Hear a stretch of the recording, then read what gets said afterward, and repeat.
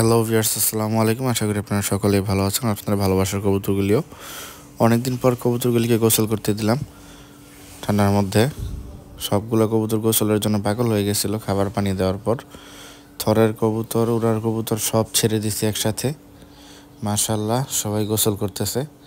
যারা আমাদের চ্যানেলে নতুন, সকলে সাবস্ক্রাইব করে বেল আইকন প্রেস করে দিবেন।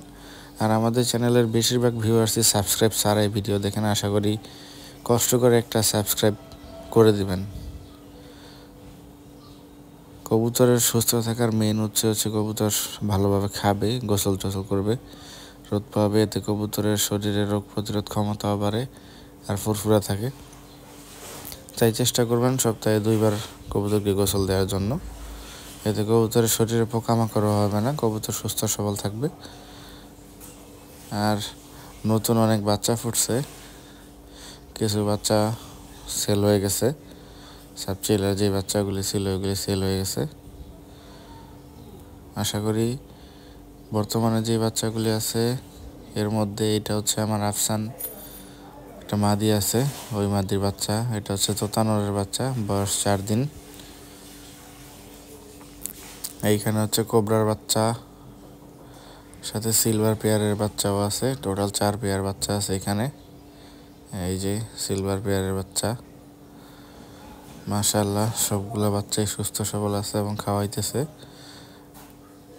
শরীর শুকানোর পর আমি কবুতরগুলিকে হালকা বাড়ি দিয়ে দিছি।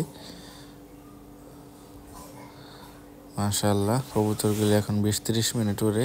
এবার তেমন একটা উড়ানোর ইচ্ছা নাই, তাই কবুতর ওরা একবার খোঁচা দেওয়ার পর যতক্ষণ উড়ে আমি ততক্ষণই উড়াই, খুব বেশি প্রেশার করি না। এমনিতেই আমার বাজে অ্যাটাক করে পুরো খালি করে দিয়েছে।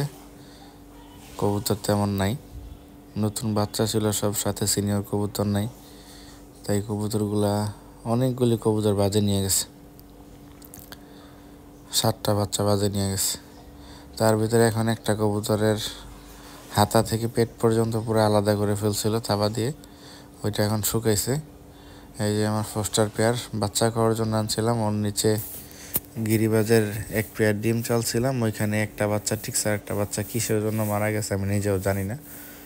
বড় বাচ্চাই পাখা হয়ে গেছিলো, ওই বাচ্চা দেখি মারা গেছে পাতিলে। এই যে আমার কোবরা মেইন নর, সাথে পাঙ্কি ফ্যাট একটা মাদি জাবরা। মাশাআল্লাহ, আশা করি ওদের বাচ্চা খুবই ভালো হবে। আর আমার এই নরের সাথে আমি যত মাদি পেয়ার করছি, আর এই যে ওর ছেলে, ওর সাথেও যত মাদি পেয়ার করছি, ওদের একটারও বাচ্চা পড়ে নাই, টুর্নামেন্টেও পড়ে নাই, বাসা থেকেও হারায় নাই। মাশাআল্লাহ, 2টা নরেরই ব্লাড লাইন খুবই স্ট্রং। আশা করি এবারেরগুলিও ভালো হবে। সকলেই দোয়া করবেন আমার কবুতরগুলির জন্য, আর মাশাআল্লাহ বলবেন। এই যে আরেক পেয়ার মাদিটা আমার খুবই পছন্দ, পুতুলের মতো দেখতে। অনেক দিন যাবৎ গোলা নটটা পড়েছিল, ওর সাথে পেয়ার করছি। এই যে আমার পছন্দের কবুতর নাপ্তার সাপচিলা, খুবই হারামি ক্যাটাগরির কবুতর। যাদের এই কবুতরগুলি পছন্দ সকলেই কমেন্ট করবেন। এই যে আমার সিলভার নর, মাদিটা পুরোপুরি সিলভার না, কিন্তু আশা করি ওদের থেকে সিলভার বাচ্চা বের হবে, কারণ সিলভার লাইন ঢুকানো আছে মাদির ভিতর।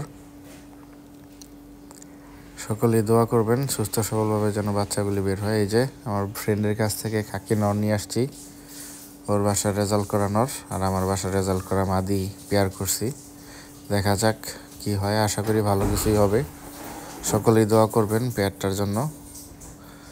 আর এই যে খাকি মেইন নর অনেক দিন যাবৎ পড়েছিল, এই মাদির সাথে পেয়ার মিলছে, তাই ধরে খাঁচায় দিয়ে দিছি। আজকে প্রায় 13 দিন ডিমের বয়স, দেখি কি হয় ওদের বাচ্চা। পুরো সাদা কবুতরের সাথে কালো কবুতর দিয়ে দিছি।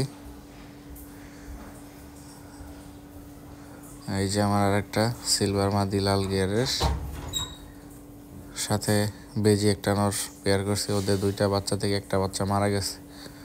যে কবুতরগুলি উড়াইছিলাম সবগুলো কবুতর ল্যান্ড করছে। সবাইকে একসাথে খাবার দিয়ে দেব। আল্লাহ হাফেজ, সবাই ভালো থাকবেন।